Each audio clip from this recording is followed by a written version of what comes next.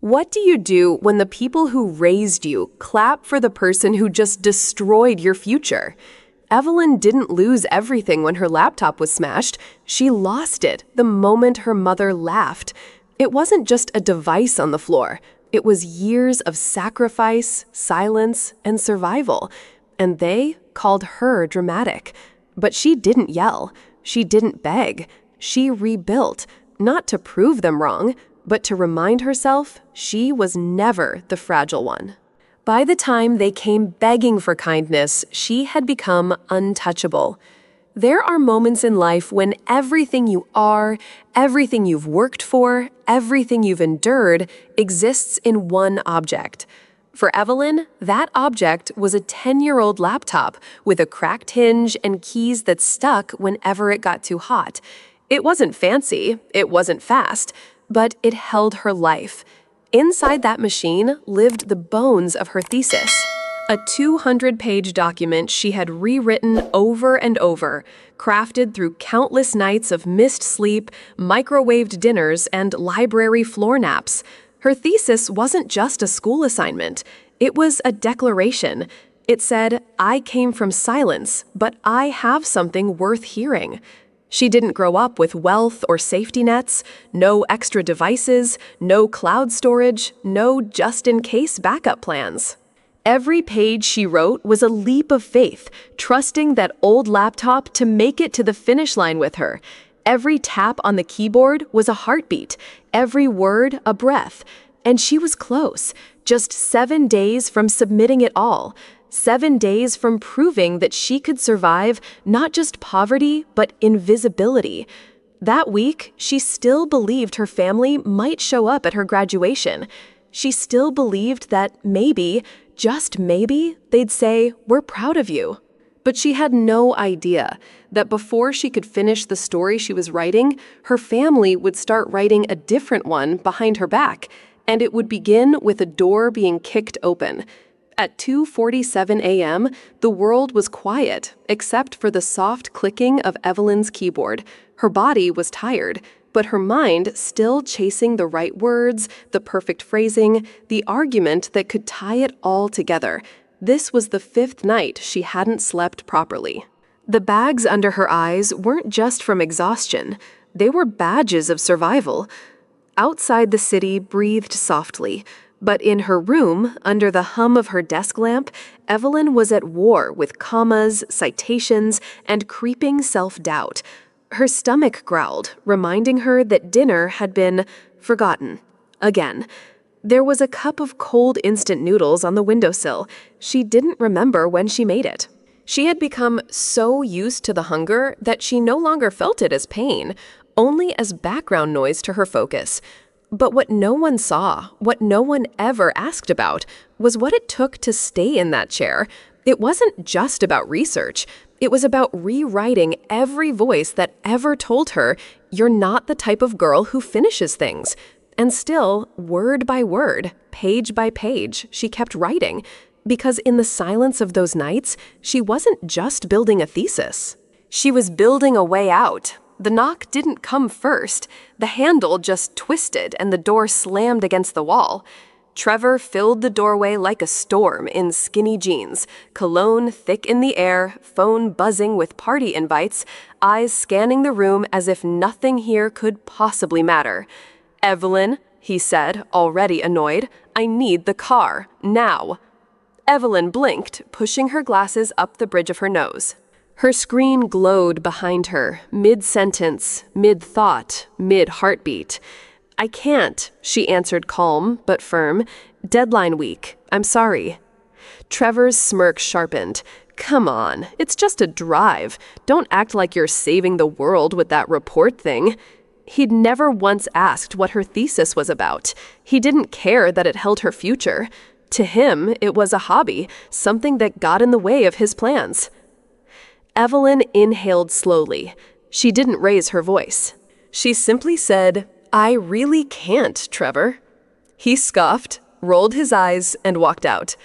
But somewhere between his footsteps leaving her room and his anger hitting the living room floor, a decision sparked behind those careless eyes. Evelyn didn't see it. She thought the moment had passed. She didn't know that in less than 10 minutes, the only object keeping her dream alive would lie in pieces, and the fault line running through her family would finally crack wide open. The sound came like a gunshot through stillness. Crack, sharp, final, echoing through the hallway like a door slamming on everything Evelyn had built. She ran, heart pounding, bare feet hitting the floor like thunder. And when she reached the living room, time slowed. There it was, her laptop, her life, broken in two. The screen had a diagonal fracture so deep it looked like it had been struck with a hammer. The keyboard was split, the body bent, not dropped, not bumped, destroyed. Trevor stood over the wreckage, arms folded, lips curled. "Oops," he said. "It slipped." Evelyn froze. Then her knees gave out. She dropped to the ground, eyes locked on the remains. All those months, all those words, gone. Her voice cracked as she turned toward the only people she had left to lean on. "Mom? Dad?" Her mother barely glanced up from her magazine.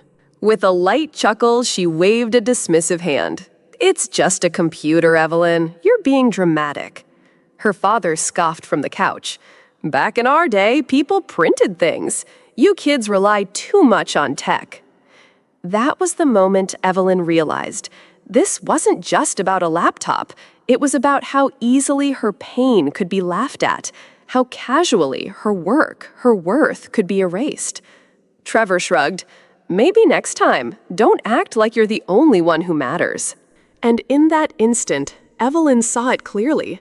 She wasn't living in a family. She was living in a system, one where she would never be the golden child, only the collateral. She didn't cry. She didn't yell.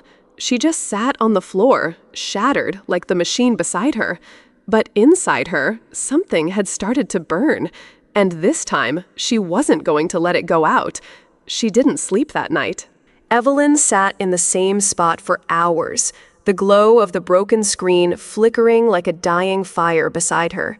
No apology came, no footsteps down the hallway, just muffled laughter from the TV and the faint clinking of dishes in the kitchen. The people who raised her, who watched her chase something bigger than herself, laughed when that dream hit the floor. But Evelyn didn't scream. She didn't throw things. She didn't even say a word, because something deeper had snapped. And when silence is all you're given sometimes, silence becomes your weapon. She stood up, not to plead, not to explain, but to begin. That night, she opened a drawer and took out a spiral notebook, the same kind she used in high school when she couldn't afford real journals. She wrote down 3 things. 1, ask for a thesis extension. 2, get access to lab computers. 3, start tracking everything Trevor ever got away with. It wasn't revenge, not yet. It was survival. But Evelyn knew something most people never learn until it's too late. The moment you stop expecting someone to save you is the moment you start becoming dangerous. And Evelyn, she was done waiting to be rescued.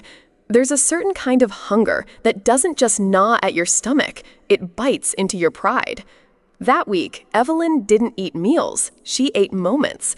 Half a cup of instant noodles, cold from sitting too long, a piece of bread she pocketed at the library cafe. A protein bar she split in 2 to make it last another day. She didn't complain. She calculated. Every dollar saved was another printout. Every skipped dinner meant 1 more coffee at 3 a.m. Every time she chose hunger, she chose progress. The campus computer lab became her second home. She'd slip in after midnight when the crowd had cleared, and she'd claim the creaky chair in the back corner next to the outlet that sparked if you plugged too fast.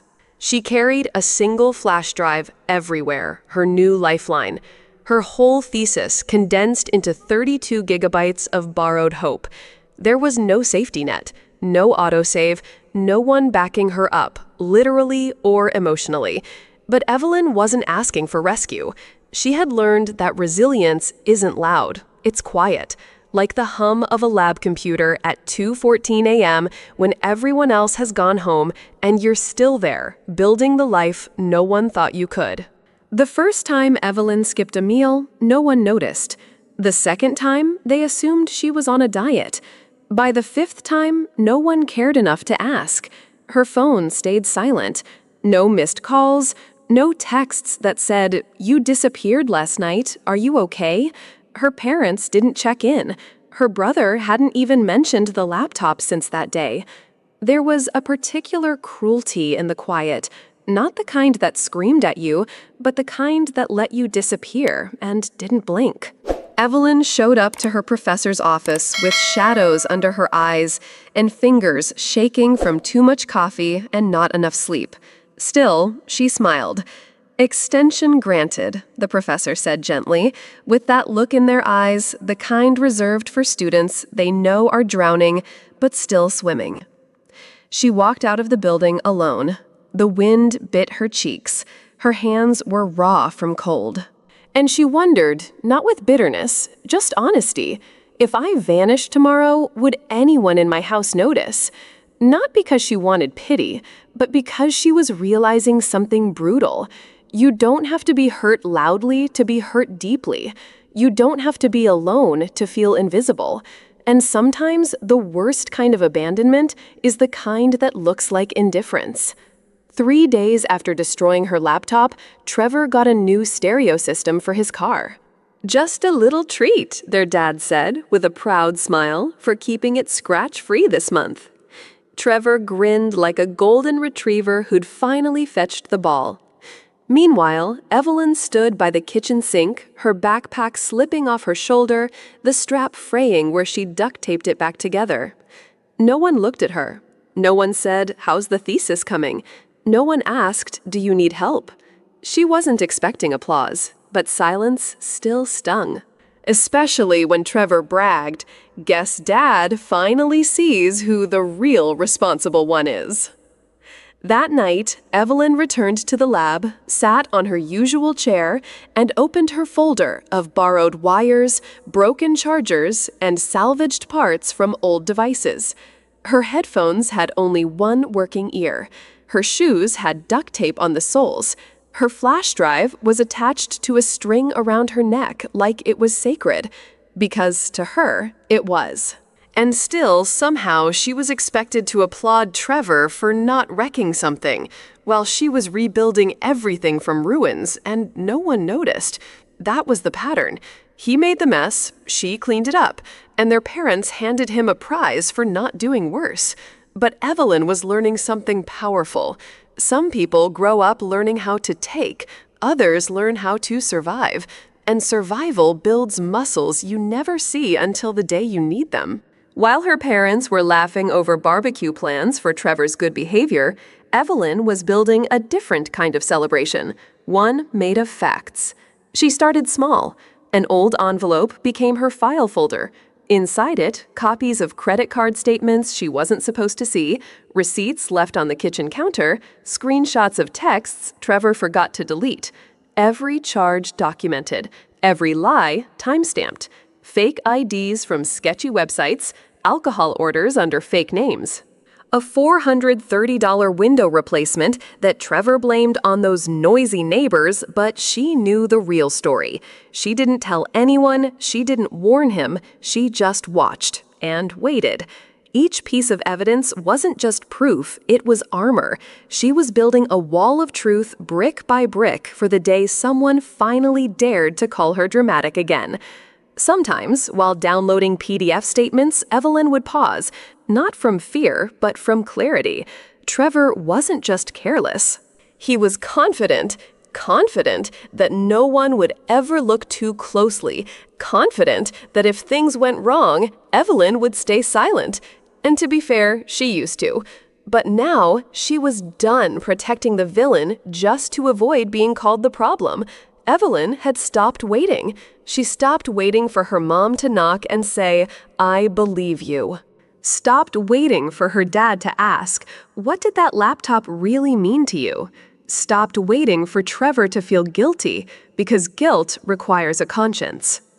At 3:12 a.m., in the flickering light of a campus computer lab, she whispered something into the silence. Not a prayer, not a curse, a promise. If justice won't come to me, then I'll write what justice looks like. She realized something no one had ever told her. Justice doesn't always wear a robe. Sometimes it wears a hoodie, sits on a lab chair, and types quietly while the world sleeps. Justice isn't always a courtroom. Sometimes it's a girl gathering evidence in a spiral notebook while her brother parties 2 rooms over. Justice doesn't always knock. Sometimes it arrives when you stop being afraid to open your own door. And that's what Evelyn was doing. Not planning revenge, but designing consequences. Consequences with timestamps. Consequences with names and numbers. Consequences that couldn't be laughed off.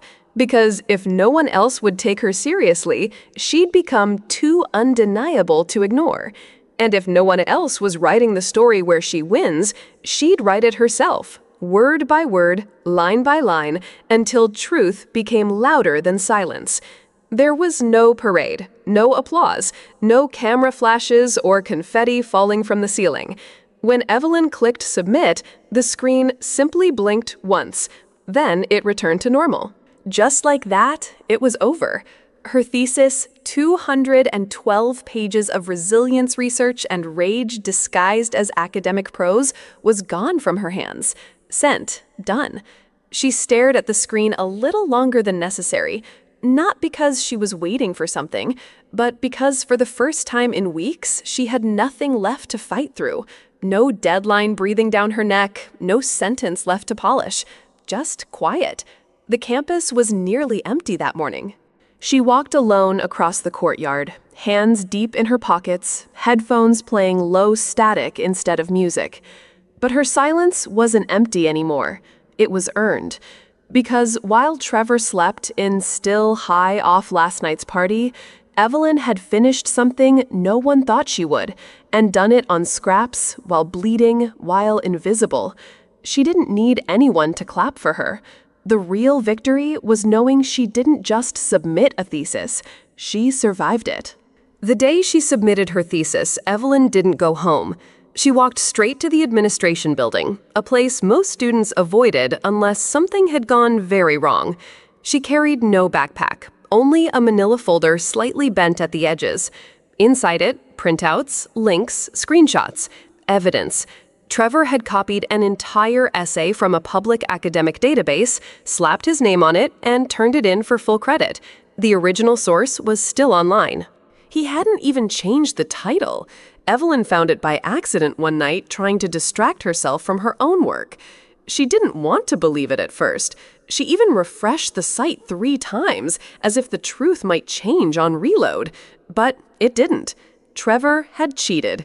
And once again, the system let him get away with it. The professor had marked it well written.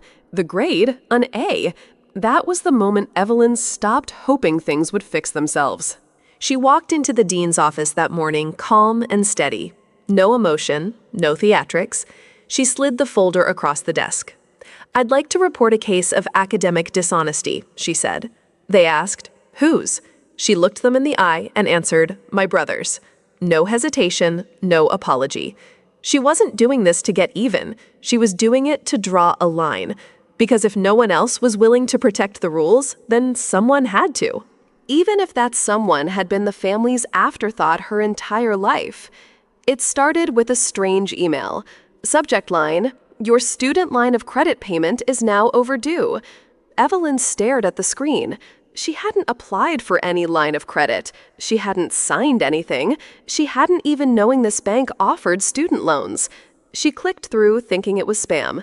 Then she saw her name, her full name, her school email, her student ID.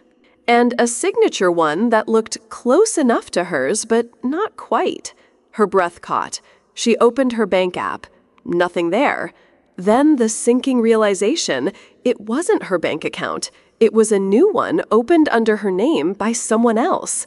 A loan of $2,500 had been approved, dispersed, and according to the activity log, spent on online purchases over the past month. gaming equipment, luxury sneakers, crypto platforms. She knew that spending pattern. Trevor. Evelyn sat in silence for 10 full minutes. Not crying, not even shaking, just stunned. It was one thing to destroy her laptop, another to mock her work, but this was identity theft, fraud, and it wasn't just immoral, it was illegal. She took a screenshot of every detail, downloaded every document, backed up everything twice.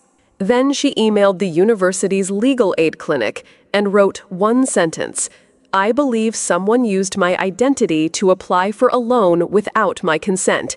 Her voice had finally found the law, and this time the consequences wouldn't be private. The appointment was set for 10 a.m. sharp. Evelyn arrived 15 minutes early. She wore the only blazer she owned, navy blue, one button missing near the cuff. Her hands were cold, but her eyes were steady.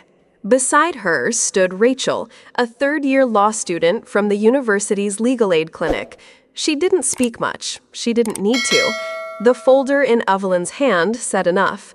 Inside it were screenshots of the fake loan application, copies of her real signature for comparison, a timeline of the purchases made, and the bank's own emails confirming her account activity. The fraud officer, a middle-aged man with tired eyes and a polite smile, took one look at the paperwork and said, "We'll open an investigation immediately." Evelyn nodded once. "This isn't just identity theft," Rachel added.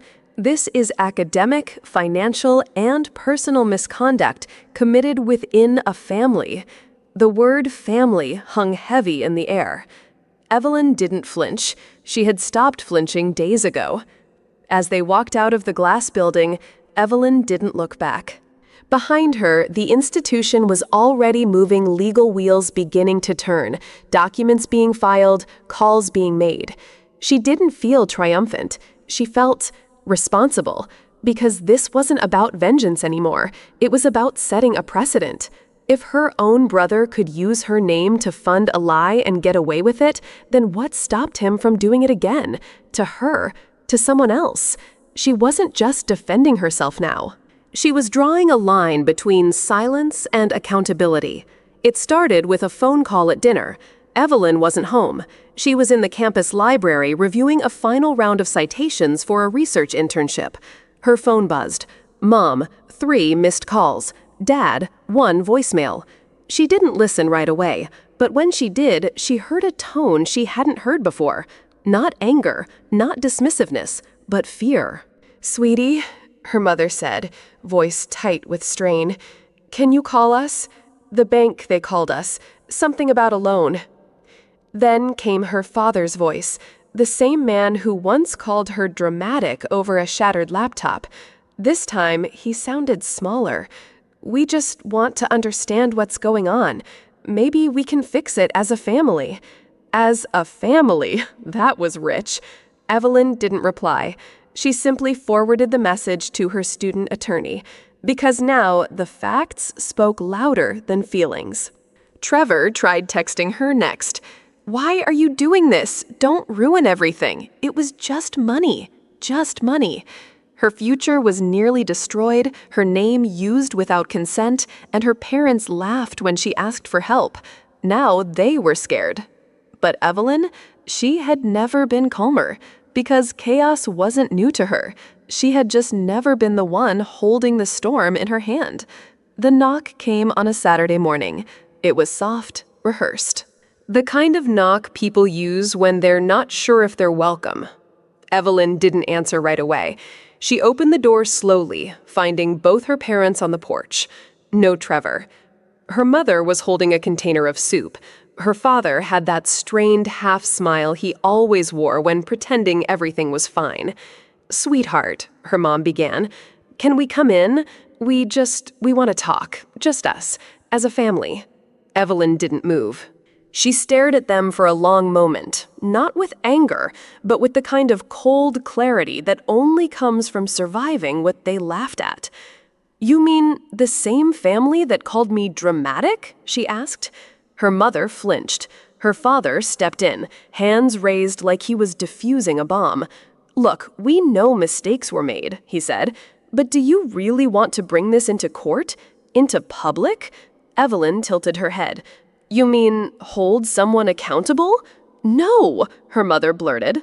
"We just don't want this to tear the family apart." Evelyn didn't laugh. She didn't scream. She simply said, "It wasn't me who broke this family.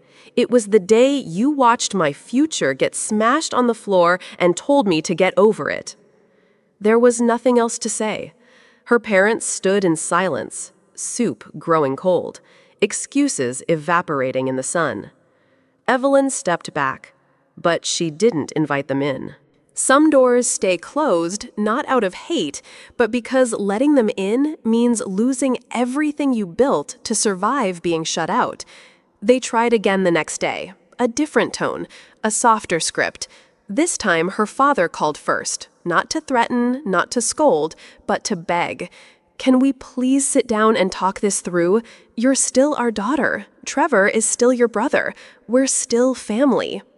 That word again. Family. They kept saying it like it was a spell, like repeating it enough times would undo the silence, the favoritism, the wreckage. Evelyn answered with a calm they weren't ready for. "I never stopped being family. You're the ones who forgot that." Her voice wasn't sharp.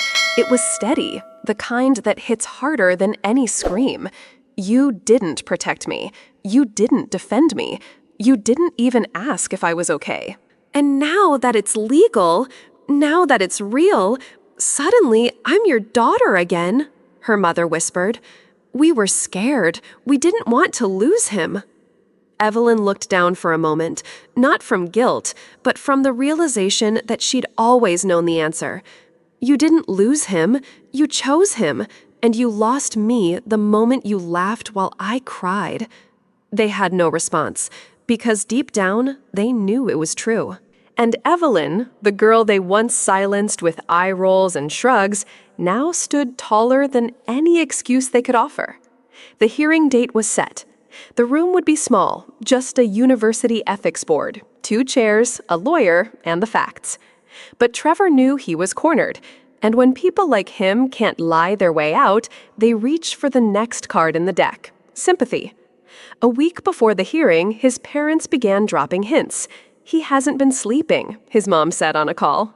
"He's been anxious, panicked, maybe even depressed."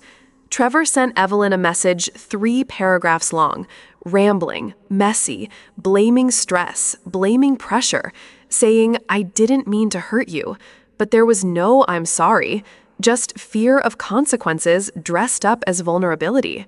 At the hearing, Trevor showed up in a hoodie with the strings tied tight around his face, looking smaller, like a child who'd been scolded. He played the part, spoke softly, eyes red-rimmed. "I was going through a hard time," he said. "I made bad choices. I didn't know what I was doing." Then Evelyn stood up. She didn't raise her voice. She didn't need to. She handed the panel a binder. Inside, screenshots of emails from Trevor bragging about the new gear he bought, the forged loan application with her name, IP address matches, timestamps, texts he sent to friends joking about finessing the system. Evelyn didn't argue. She just placed the truth in front of them, calm, surgical, undeniable. And in that moment, his tears didn't matter. His hoodie didn't matter. His excuses evaporated under the weight of evidence. Because Evelyn didn't come to make him cry. She came to make him answer. Everyone in the room braced for the verdict. The board members shuffled papers. The lawyer cleared his throat. Trevor sat hands shaking, face pale, like all the lies had finally gone cold.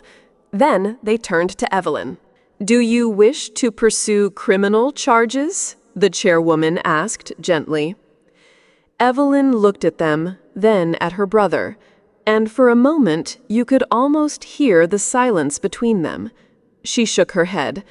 "No," she said quietly, "I'm not here to ruin his life. He did that on his own." But she leaned forward.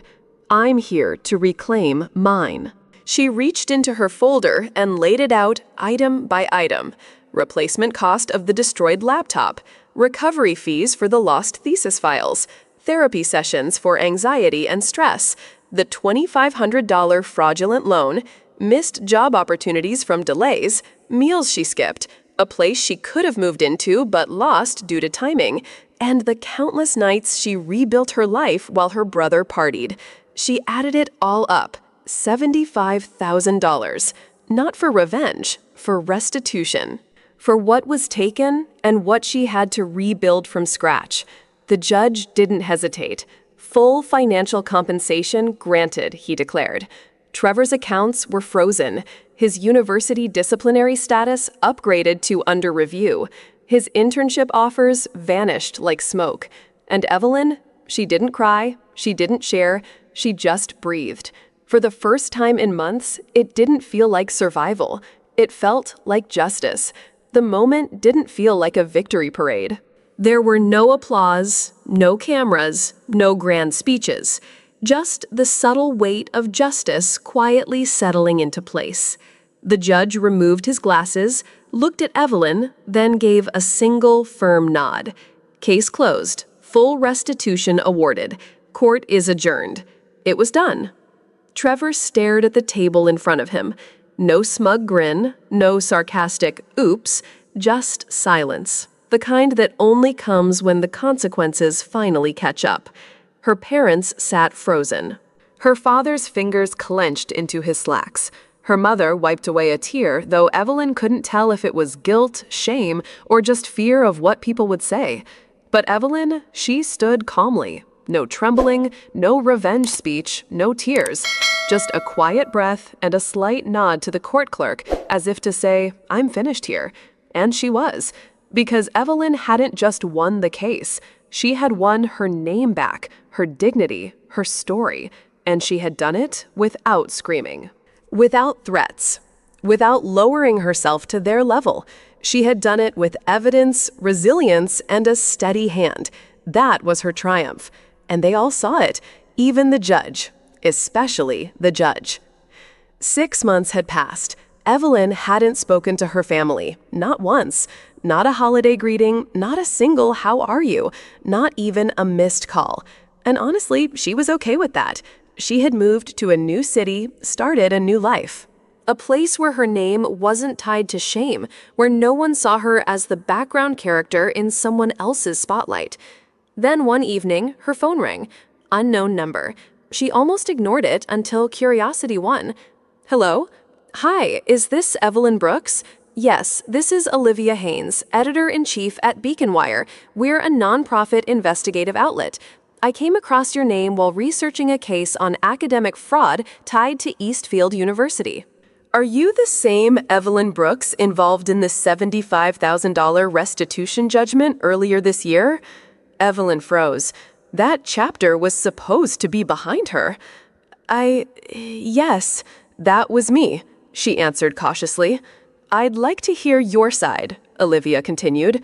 Not for gossip, for truth. Because your case, it's connected to at least 5 other reports we're tracking. People who were silenced, covered up. We believe it's bigger than just your brother. Evelyn's breath caught. All this time, she thought her story was an isolated injustice. But now, someone was asking to shine a light on it, not out of sympathy, but out of conviction. She looked out the window at the skyline she'd earned with her silence. She didn't need revenge, but maybe, just maybe, someone else needed her voice. Evelyn didn't flinch under Olivia's questions. She didn't dramatize. She didn't twist the facts. She simply told the truth. The cold facts. The long nights. The silence when she cried for help. The smirk on her brother's face when he destroyed the one thing that held her future. And the sound of her mother's laugh as if dreams were disposable. She didn't name call, she didn't slander, she just laid out the sequence. What happened, what didn't, and what it cost. But what caught Olivia most off guard wasn't the betrayal, it was the clarity. You speak like someone who's made peace with the storm, Olivia said softly. Evelyn nodded. I didn't speak to ruin them. I spoke because silence was protecting the wrong people. It wasn't vengeance, it was release. Because the truth, it wasn't just about Evelyn anymore.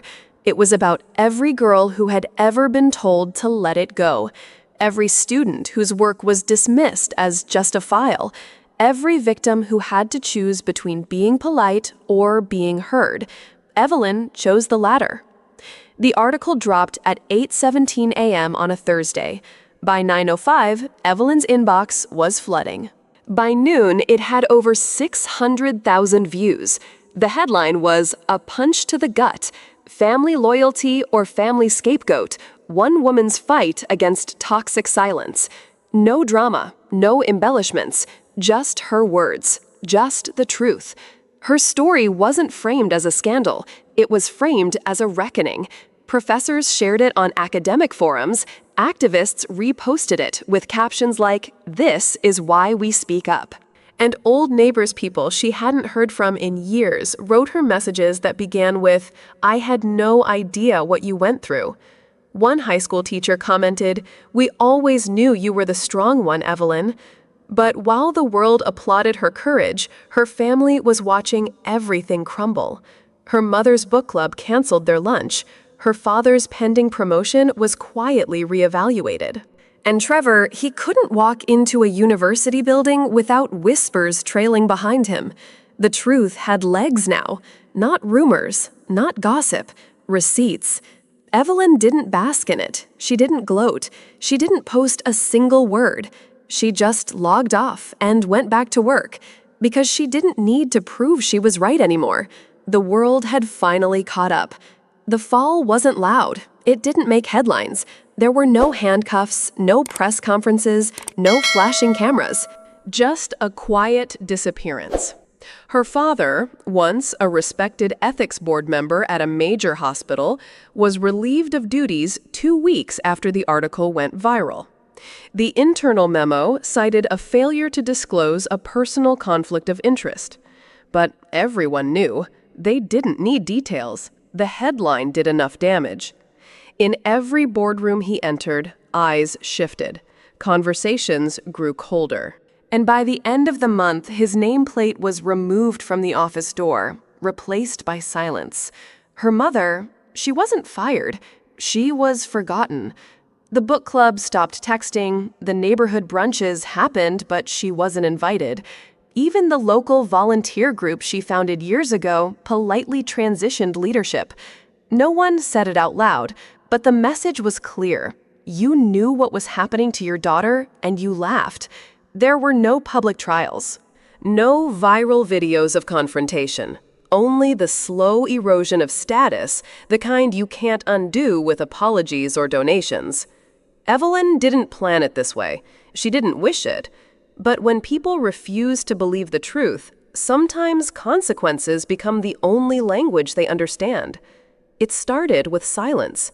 Not from Evelyn, but from the inboxes that once overflowed with internship offers, scholarships, invitations. One by one, they stopped responding. The university rescinded its internal recommendation. A summer fellowship in London suddenly closed early.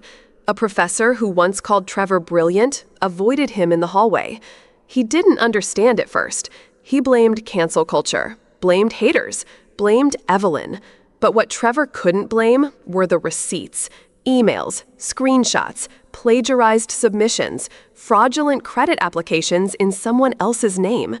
Institutions don't argue with evidence. They cut you off. His name was flagged.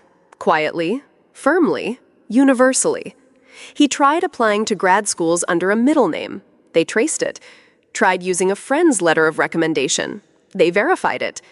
Trevor, once the golden boy who coasted on charm and deflection, was now a ghost, not erased, but remembered in red ink and flagged folders. He didn't get expelled. He got shut out from a future he never thought he could lose. And this time, no one laughed.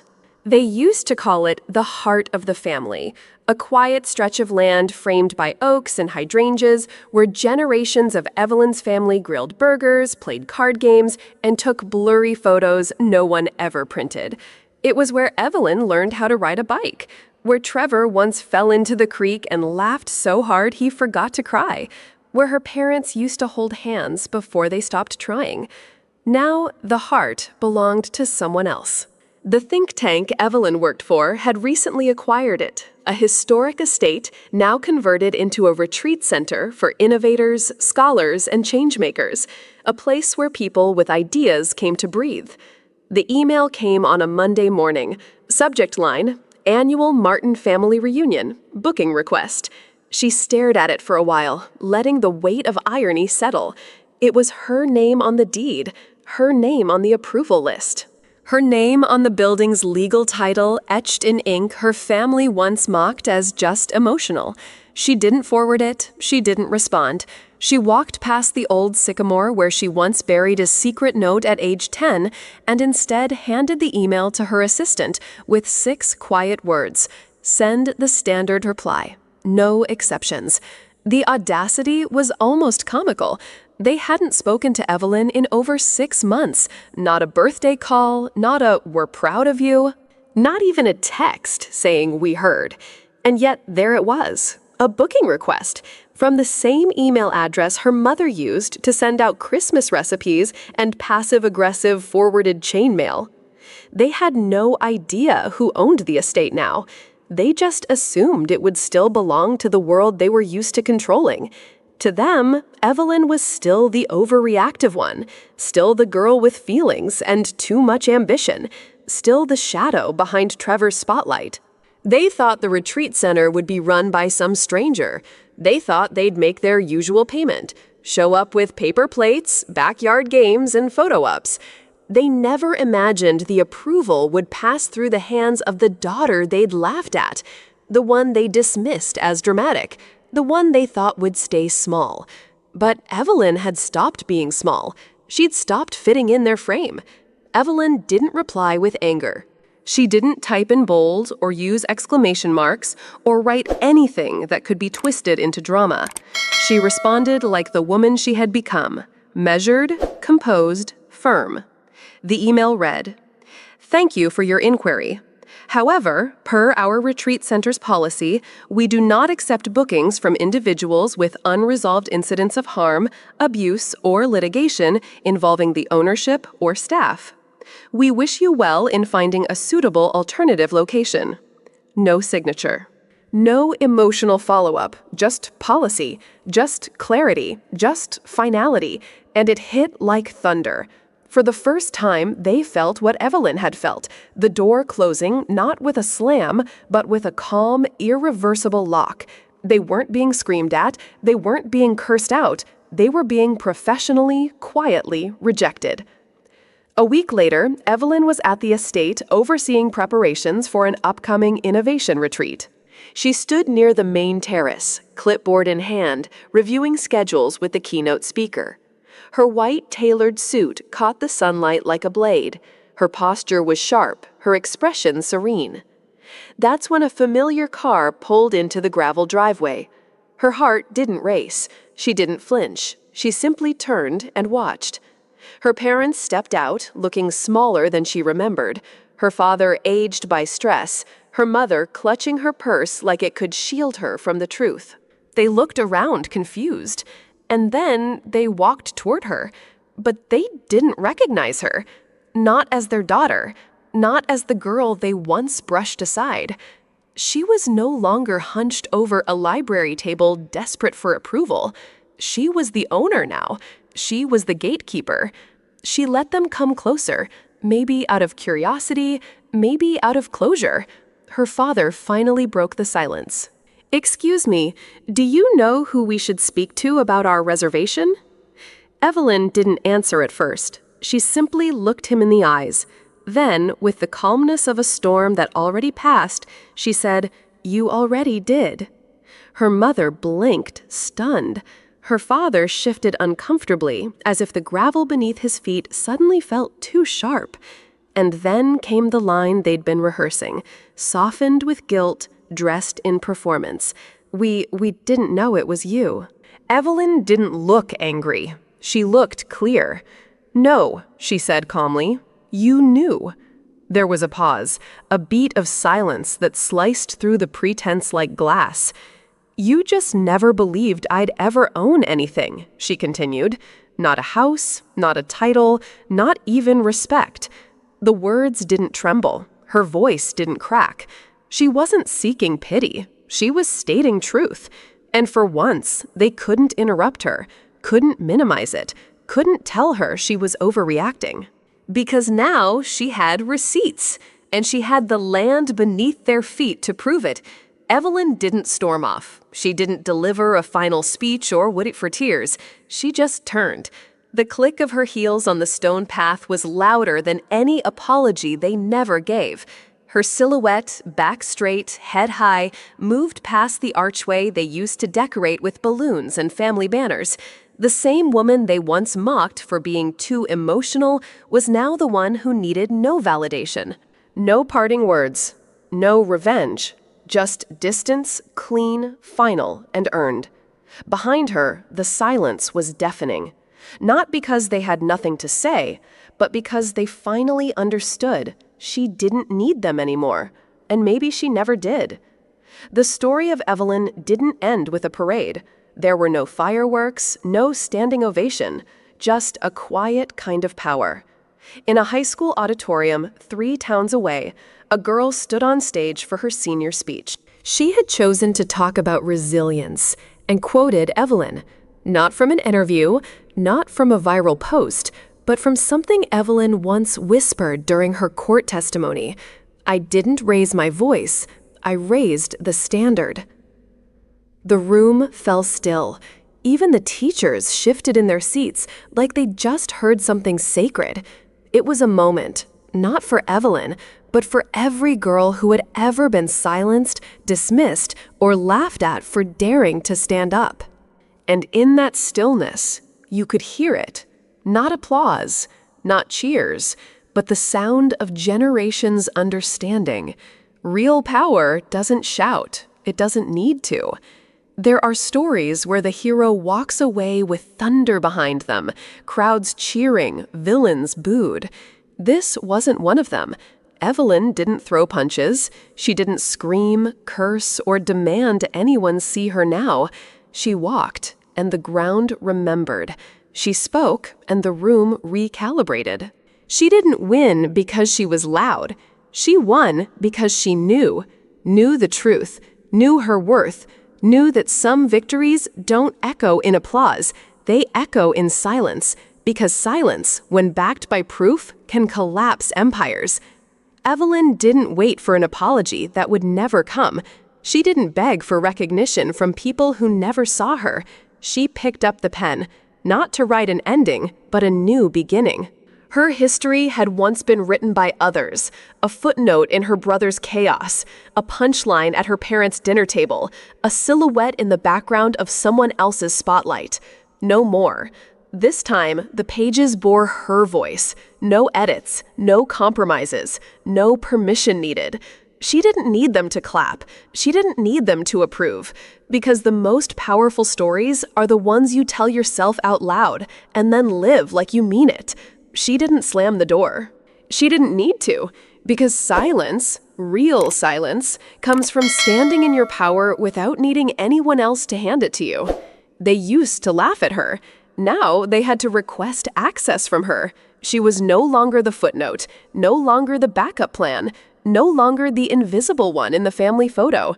She was the gate, the lock, the keeper of everything they thought they could control. And this time, she held the keys. Sometimes justice doesn't arrive in a courtroom.